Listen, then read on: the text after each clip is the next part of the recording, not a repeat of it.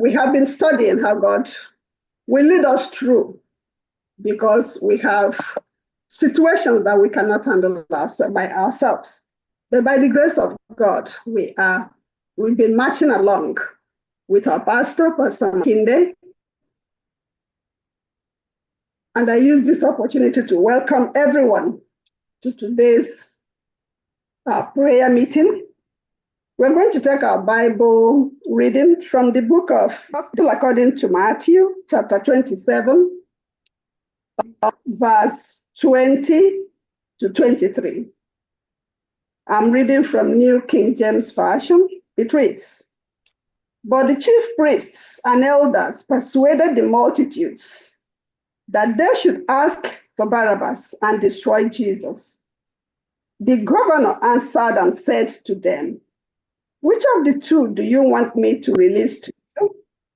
They said, 'Barabbas.' 22. Pilate said to them, 'What then shall I do with Jesus, who is called Christ?' They all said to him, 'Let him be crucified.' Then the governor said, 'Why? What evil has he done?' But they cried out all the more, saying, 'Let him be crucified.'" May God bless this reading for Christ's sake. Amen. Amen. Amen. Amen. Amen. Pastor Makinde has been with us, and he will continue to be with us tonight. Yesterday, the topic was, Jesus said, "Who do you say that I am?" Taken from Acts of the Apostles, chapter 9, verses 3 to 6. Who is Jesus to you? Do you have a personal relationship with Jesus? Has Jesus met you in your life's journey? Have you experienced Christ personally? That was yesterday. And today, day 20 says, how do you respond? What shall I do, Jesus? How do you respond? What shall I do with you? So the next voice we'll hear will be that of, after the theme song, will be that of Pastor Makinde, a man of God who has been with us all this time. And I pray that God will continue to use him mightily this night, that he will bring his word to us. In Jesus' name, amen.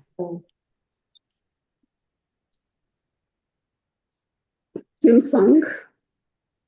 Pressing on the upward way, new heights I'm gaining every day. Papa Matthew, Still can you put that?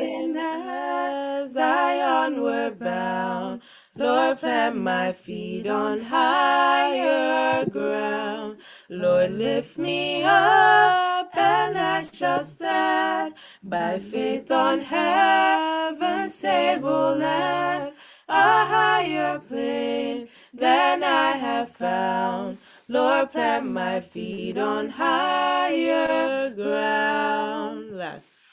I want to scale the utmost height and catch a gleam of glory bright. But still I pray till heaven I found. Lord, lead me onto higher ground. Lord, lift me up and I shall stand by faith on heaven's tableland, a higher plane than I have found. Lord, plant my feet on higher ground. Amen. Amen. Amen. Amen. Amen. Amen.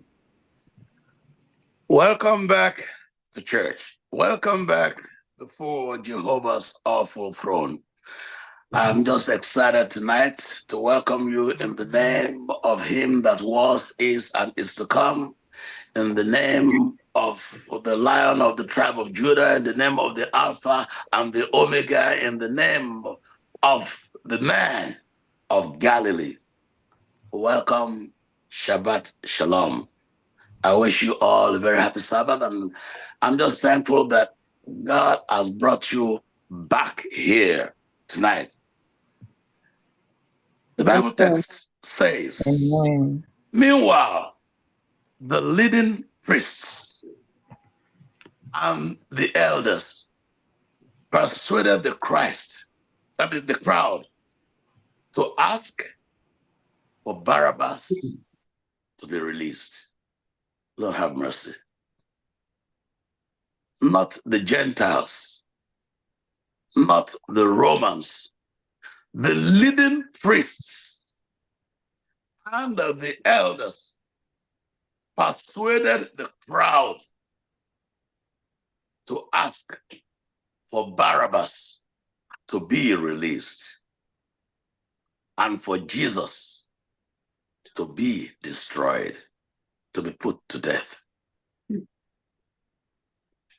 The leading priests and the elders. So the governor asked again, which of these two men do you want me to release to you? And the crowd shouted back, Barabbas!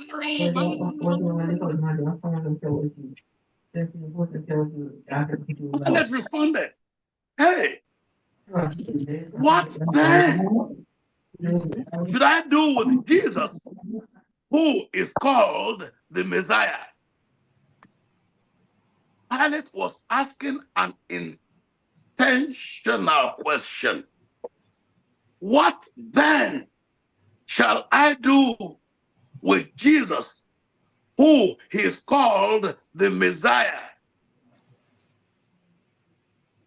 And they shouted back, crucify him. And Pilate asked them, wait a minute, am I hearing right? Why? What evil has he done?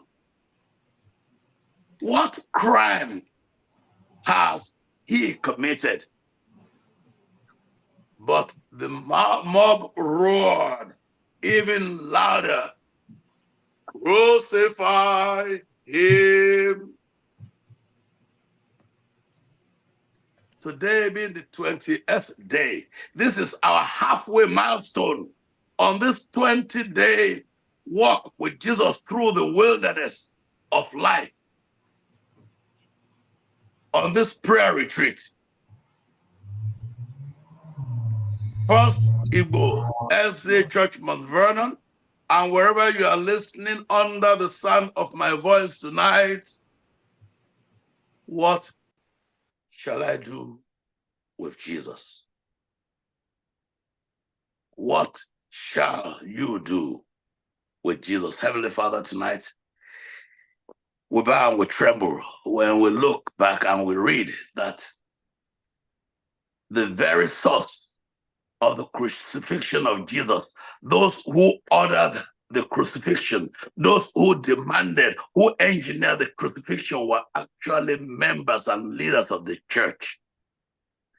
And yet today here at the church, we are venerating and worshiping him that was crucified on the cross. Father in heaven, help us today that we do not crucify him anew by our words, by our actions, and by our inactions. Amen. In Jesus' name we pray. Amen. Amen. Amen. Remember the prophetic utterance of John the Baptist concerning you and I?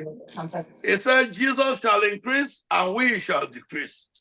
He said that Jesus is mightier than him, and he is not even worthy to unlace the lashes of his shoes. He said that Jesus would baptize us with the Holy Spirit and with fire. Again, I remind you, fire purifies. Fire burns. But it's better that I should be purified with the fire of the Holy Spirit today than that I should be destroyed with the fire of hell tomorrow. Everybody has to go through the fire.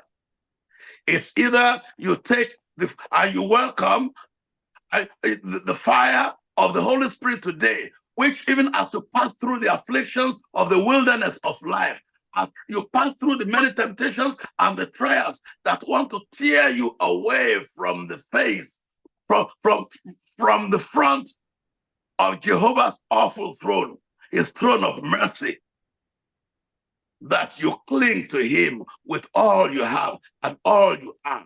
Because if you cannot withstand the fire of affliction with which he is purifying you, then you have no choice but the fire of destruction which awaits the devil and his angels. Everybody must pass through the fire.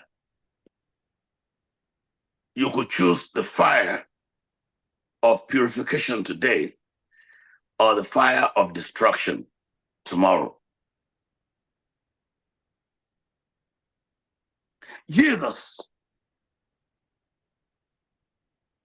no wonder he did not head into the temple after his baptism, because sometimes you go to church and the church where you expect to see the love of Jesus manifested, the church where you expect to see things working out, that is actually where you see the antithesis, the opposite, the negation of love, of joy, of affection, of kindness. The leading priests and the Pharisees went to Jesus, to Pilate, and they asked for Barabbas, the armed robber, to be released to them, and insisted that Jesus, sinless, must be crucified. You remember that song? Look upon Jesus, sinless is he. Father, impute his life unto me, my life of scarlet, my sinner woe, cover with his life, whiter than snow. Cover with his life, whiter than snow, rudeness of his life, then shall I know my life of scarlet, my sinner woe, cover with his life, whiter than snow. That is the sinless life of Jesus, the pure life of Jesus, was dazzling. It was blinding the Pharisees, and they chose to just cover their eyes, their faces, and they said, crucify him. Let's back up a little bit before we get to that point. When you read Matthew 26, you're going to read a tale of two people. Matthew chapter 26, a tale of two people. There was a woman whose sins were forgiven, from whom Jesus had driven out all those demons. The woman that was about to be stoned. And Jesus said, who has never sinned, let him throw the first stone. That woman looked for Jesus in the house of Simon the leper in Bethany. Bethany, that was the city of Lazarus. Bethany, that was the city of Mary and Martha, the sisters of Lazarus. Bethany,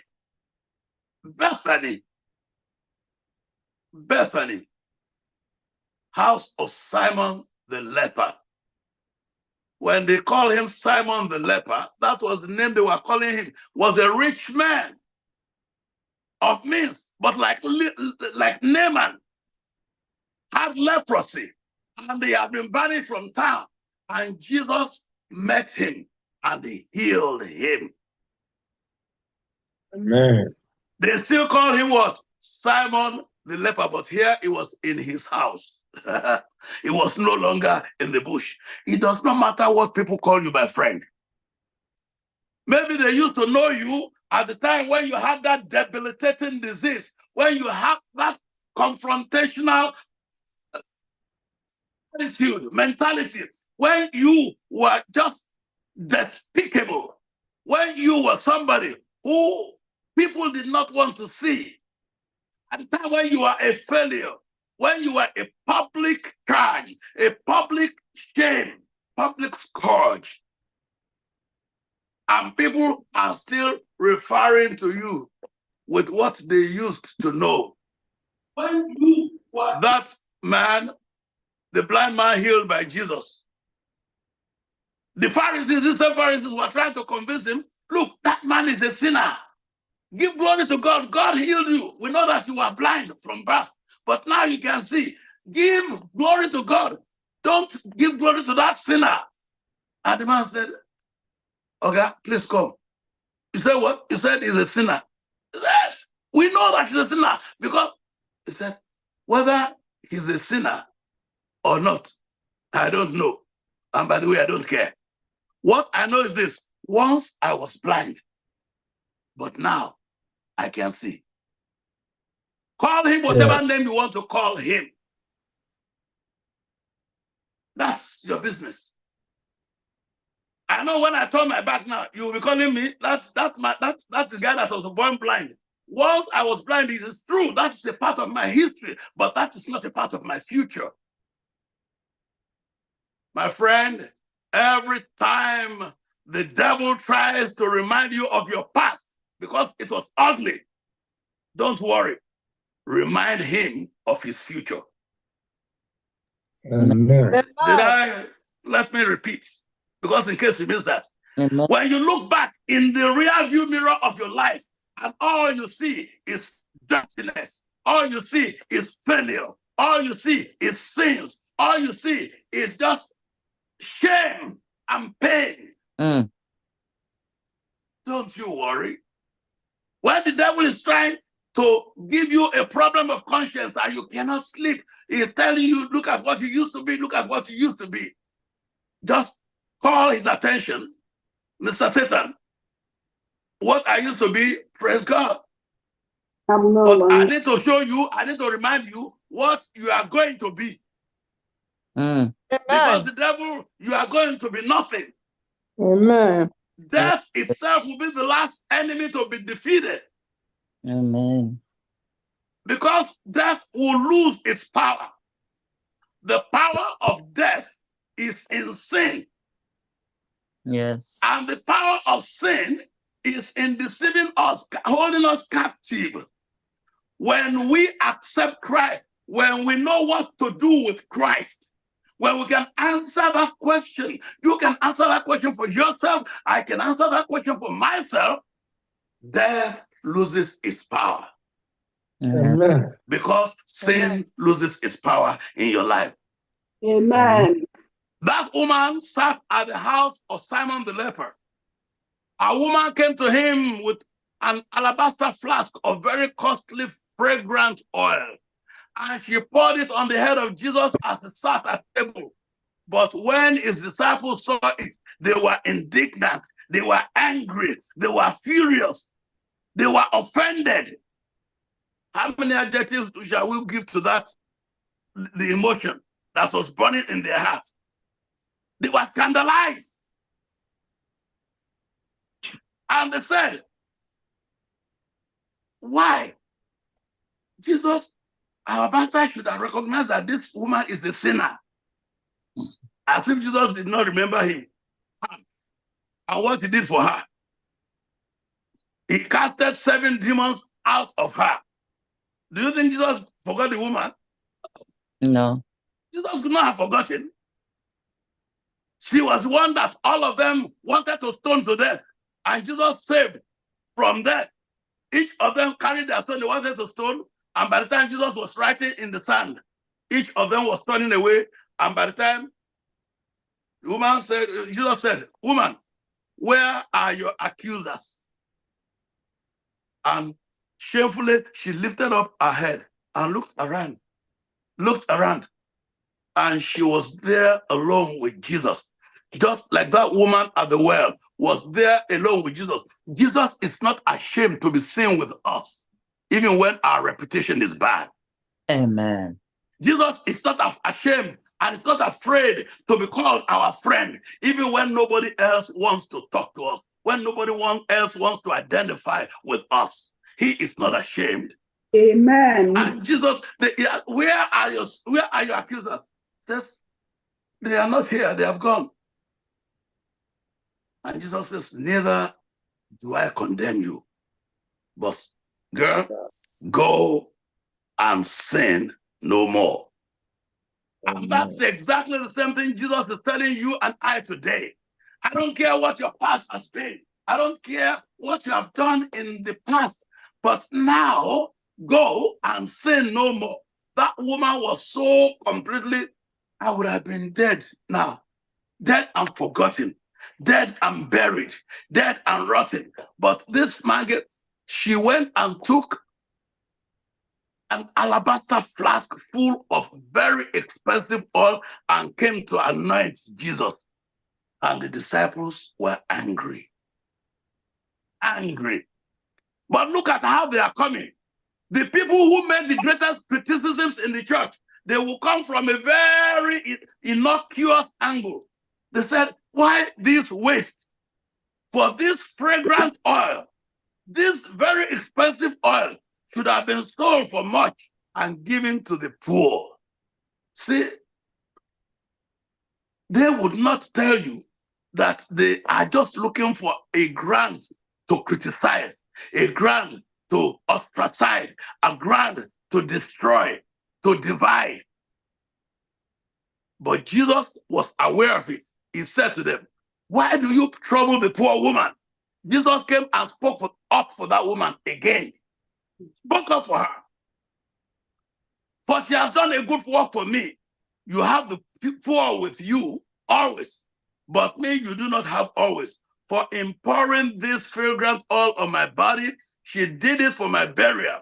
Assuredly, I say unto you, wherever this gospel is preached in the whole world, Jesus knew that the gospel was going to go around the whole world.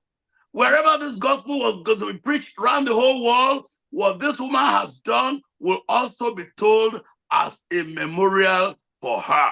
Is she being told now? Is it being told now? Are we not talking about it? Yes, amen. Yes. Then one of the 12, Amen. you will see the one who actually was behind the complaint. This is verse 15, verse 14. Then one of the 12, that's Matthew 26, 14. One of the 12, Judas Iscariot, went to the chief priest and said, what are you willing to give me if I deliver him to you? What are you willing to give me if I deliver him to you? My friend, the scribes and Pharisees would never have gotten Jesus unless one of his own had gone to betray him. Pilate would not have gotten Jesus unless the priests and the scribes and the Pharisees went and delivered him to them. The soldiers would not have crucified Jesus unless Pilate had authorized it. But at the end of the day, when you trace it all the way back, it was right inside the kitchen of Jesus. Judas. And what was his problem? Money. The money, he would have wanted that woman to bring the oil, that very expensive oil, so that they will go and sell it, and then he will pocket it, according to Luke or to Mark. So because he was a thief, he was the treasurer of the group, and he was taking money from the group. Anytime you want to raise up your tongue, you want to open your mouth to criticize in the church, check what is inside of you first. Check. Open this place. Tell the Holy Spirit, search me, O God, and know my heart today. Try me, O Savior, know my thoughts, I pray. See if there be some wicked way in me. Ask the Holy Spirit to search before you open your mouth and pour out trash. I said something that is meant to criticize somebody, either because you disagree with them, or because you don't like them, or because you are jealous of the position, or for whatever. I made it a rule. Before I will criticize anything that anybody has done, I will look for at least 2 or 3 areas in which I can commend them. That is my own personal rule. And by the time I'm looking for what to comment and I can't find, I shut my mouth. Amen. I will look for what to comment first. That is a personal rule for me. I'm not saying that that is what you should do. For me, before I will open my mouth to condemn, I want to see 2 or 3 places where I can commend. And even then, I will not commend the person. I may criticize what is being done and then bring another way to do it. Because if you don't have an alternative, my friend, shut your mouth. Shut the trap. Right. Shut your trap. Amen. Here, he went to the chief priest and they counted 30 pieces of silver. It says, verse 16, so from that time, he sought an opportunity to betray Jesus. Let's run quickly to John chapter 13. Because, you know, what we are doing here is Bible study. I don't want to bring you, this is my view, this is what I think. Let the Bible speak for itself. John chapter 13, from verse 2. This was the Last Supper now. Jesus gathered them together. You know, from the Last Supper, they went to Gethsemane, and it was at Gethsemane that Jesus was arrested. So this was just hours before he was arrested, on the same day. Verse 2, and the supper being ended, the devil having already put it into the heart, into the mind of Judas Iscariot, Simon's son, to betray him, Jesus, knowing that the Father had given all things into his hand and that he had come from God and was going back to God, he rose up from the supper, he laid aside his garments, took a towel, gathered himself, and after that, verse 5, he poured water onto a basin and began to wash the disciples' feet, which we still do today, and to wipe them with a towel with which it was girded. Now, we have seen the conduct of the woman and the conduct of Judas in what we read in Matthew. Now we're going to see the conduct of Peter and the conduct of Judas again, the same Judas. People, their character will follow them everywhere and anywhere. Verse 6, then he came to Simon Peter, and Peter said to him, Lord, what are you doing? What do you think you are doing? You want to wash my feet? And Jesus said to him, yes, what I'm doing, you do not understand now, Peter. You do not understand, but you will know after this. And Peter said to him, Lord, you are the one that doesn't know what you are doing. You wash my feet? You will never wash my feet. You want to give me, that's the cost. The master washing the feet of the servant. And then Jesus said to him, if I do not wash your feet, then you do not have part with me. You have no part with me. No part with you? If you do not wash my feet, I have no part with you. Simon Peter, you know, is always into extreme.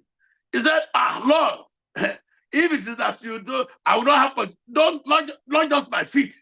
Wash my hand, wash my head, wash my body. And Jesus said in verse 10, no. He who is bathed needs to wash only his feet, but is completely clean. And you are all clean except one.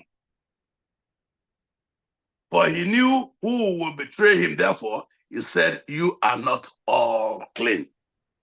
So when he had washed their feet and taken his garment, sat down again, He said to them, do you know what I have done to you? You call me teacher and Lord. And you say, well, because that's what I am. I'm your teacher, I'm your Lord.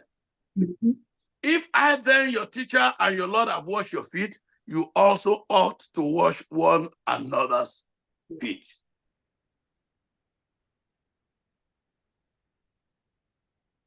When you read that same example in John 13, he gave them, after having washed their feet, he gave them bread. And he said, one of you will betray me very openly.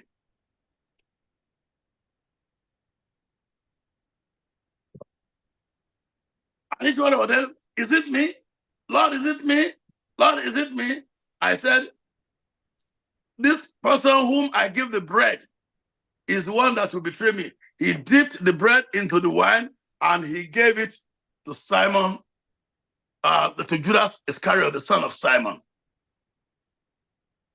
Now Simon, after the piece of bread, Satan entered into him. You know, Satan was already walking around him before.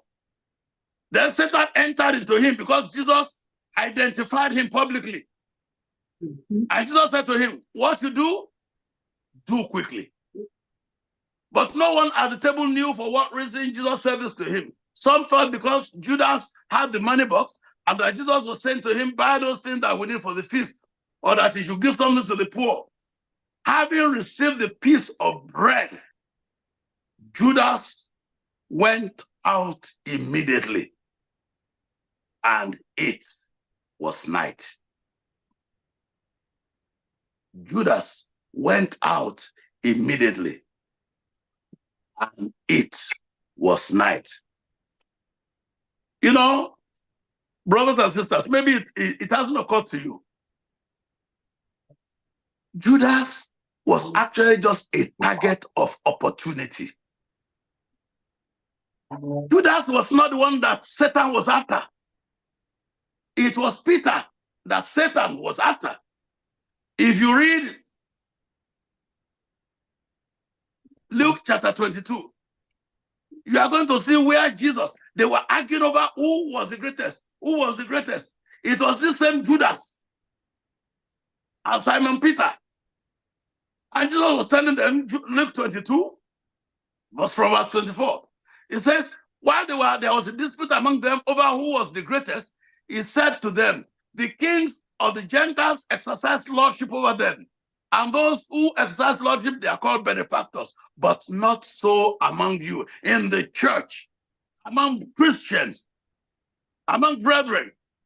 On the contrary, he who is greatest among you, let him be as the younger. It was because they did not get that lesson. That was why Jesus had to wash their feet at the Last Supper.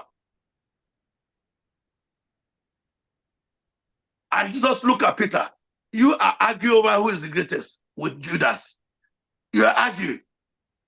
He says, he now looked at him, and the Lord said, Simon, Simon, indeed,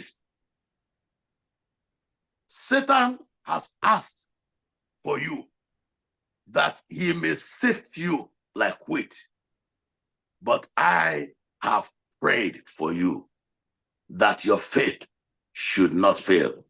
Amen. But you, when you are converted, can you imagine Jesus telling Peter, but you, when you are converted, when you have returned to me, strengthen your brethren. It is not the position you hold in the church. It is not that I am a pastor in the church. That is not what takes me into the kingdom. No. It is if I am converted. It is when I am converted. That's the only time I can strengthen the others with the same strength that I have received from Jesus. What do you do with Jesus? Yes, you have Jesus. You have received Jesus in your life. Thank God we had a prayer of conversion last night in which all of us prayed, Lord Jesus, come into my heart. Now Jesus has come into your heart. What do you do with Jesus? Jesus does not give you spiritual obesity where you got Jesus and then you sit down like a drunk man and you cannot move. When Jesus comes into you, when the Holy Spirit is in you, you cannot sit down. You have to move and tell somebody about it. You have to move and do something about it. You have to move and give life to somebody who is perishing. You, when you are strengthened, when you are converted, strengthen your brethren. Unfortunately, Simon Peter, his mouth was just like a machine gun. Ta, ta, ta, ta, ta. He said, no, Lord, I'm ready to go with you to prison and to death. And Jesus said to him, I tell you, Peter, the rooster shall not crow this day before you have denied me 3 times that you know me. That is Luke 22. That was just before Jesus was arrested in the garden.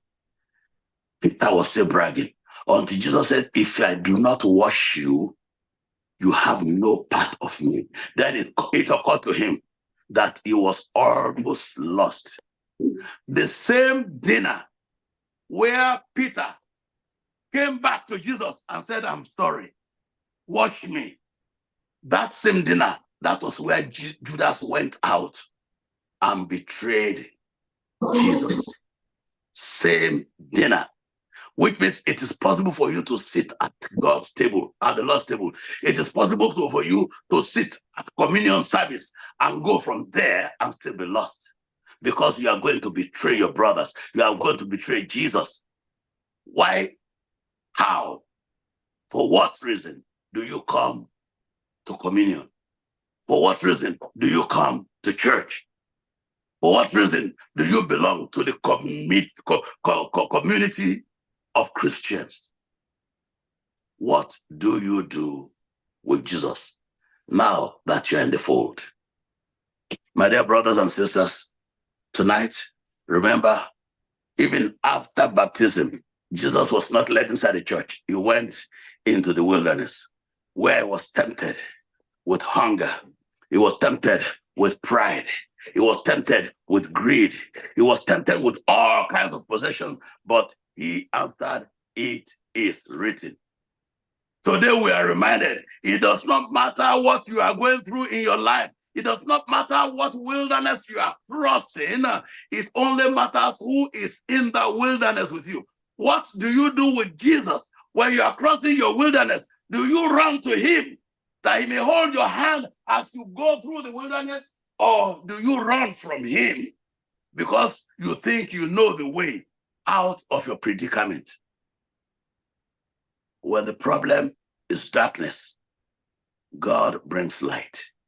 When the problem is chaos, God brings order.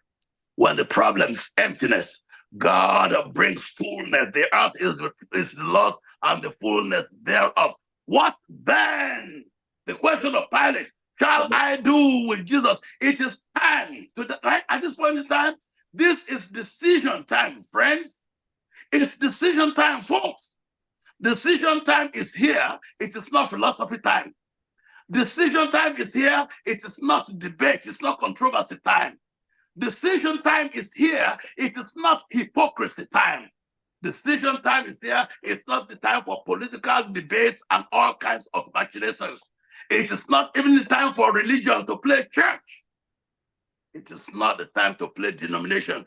We Jews worship here. You are worshiping there. I'm a Seventh-day Adventist. You are Baptist. Unfortunately, there's no Adventist or Baptist, Methodist Church, Catholic Church in heaven. Those are just roads that were supposed to lead you, hopefully, to the right place. But you want to kill and destroy others because you disagree with them over details of understanding of the truth. This is not time to play church. It is not time for doctrinal ideology. It is decision time. What do you do with Jesus? When I reflected on this, I had to go back in time to the time when the Israelites were crossing the wilderness from Egypt all the way to Canaan. And the journey of 40 days became 40 years because of rebellion, because of stupidity, because of struggle for power, because of fear. As we cross our own wilderness in this tonight, and this at this time, this year end time, when the world, everything, you don't even know what you are. Sometimes the more you read, the more you look, the less you see. You are looking at something and you don't know that it is simulated reality. It is AI, artificial intelligence. You are looking at what you can't even trust what you see anymore because of all these deep fakes. That's why you need to hold true to what you have. I go back to the wilderness with Joshua, who bears the same name with Jesus, Jehoshua. Jehovah is salvation. Joshua chapter 24, verses 14 to 15, which has been used over and over and over again. I bring it to you again today, friends. Now, therefore, fear the Lord and serve him in sincerity and in truth. And put away all the gods, all the idols that your fathers, that's in your village, in your country, in your culture, which your father served on the other side of the river before you became Christians, before you met with Christ, and in Egypt, in the land of your bondage. Serve the Lord with all you have and all you are. But if it seems evil to you to serve the Lord, then choose you yourself today whom you will serve. Whether the gods which your fathers served that were on the other side of the river, or the gods of the Amorites, or the gods of the Amalekites, or the gods of all these other people in whose land you dwell. You are in America, and you can see very fast, America itself is losing faith. Europe has already lost faith.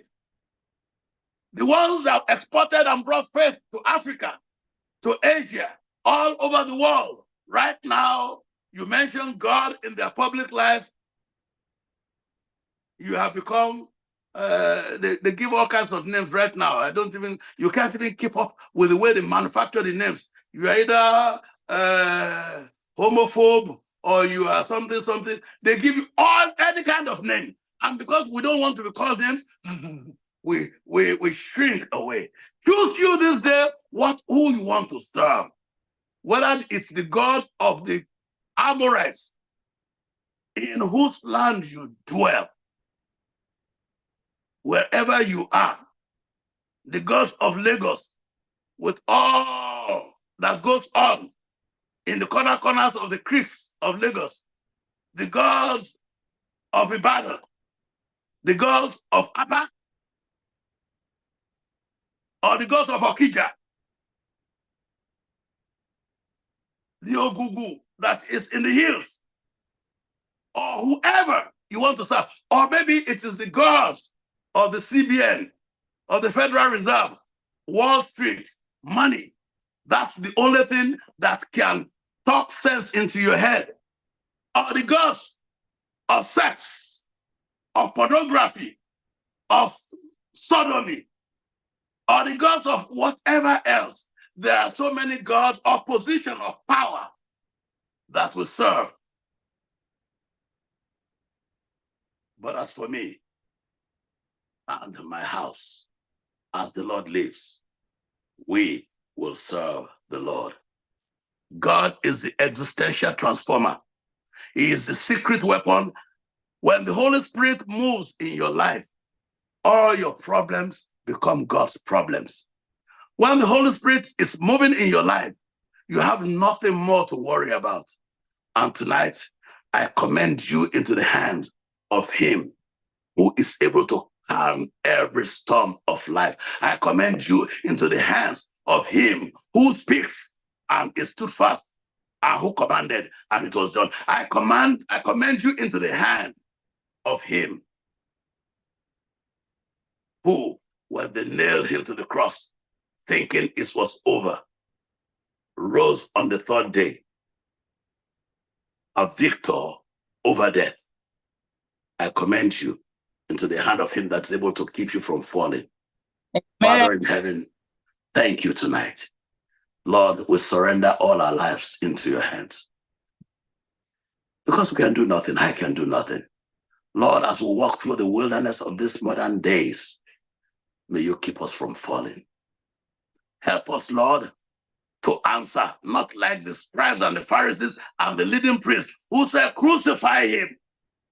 But Lord, that we may serve you, that we may speak for you, that we may stand up for you in our words, in our thoughts, in our deeds, day by day. In Jesus' name we have prayed. Amen. Amen. Amen. Amen. Amen. Amen. Amen. Amen. Amen. Amen.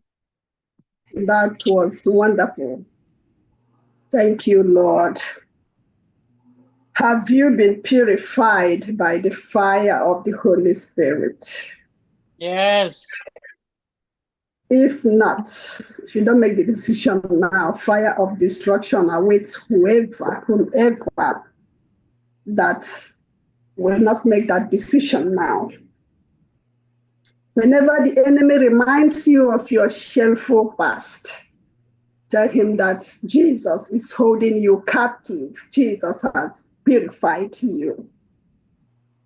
Jesus is not ashamed to identify with us when everyone else abandons us.